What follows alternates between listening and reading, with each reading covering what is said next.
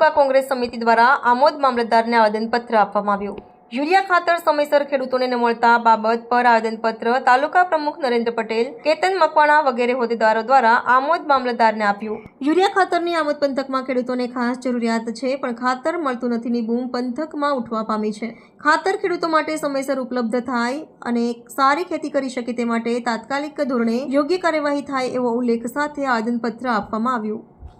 આજરોજ આમોદ તાલુકા કોંગ્રેસ સમિતિ દ્વારા આમોદ મામલતદારશ્રીને આવેદનપત્ર પાઠવવામાં આવ્યું છે।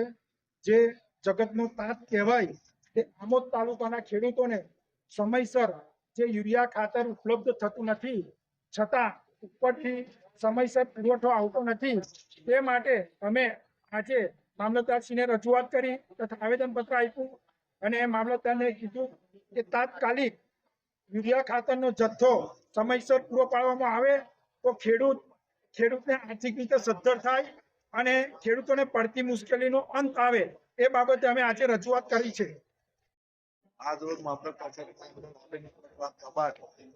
ખેડૂતોને સોસાયટીની છે મંડળીઓ ખાતર મળતું નથી।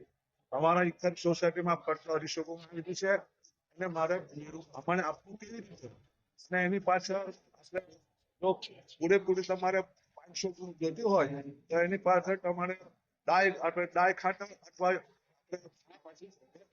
પોષ ખાતર લેવું પડે છે અને તો જ અમને પૂરી ટોલી મળે।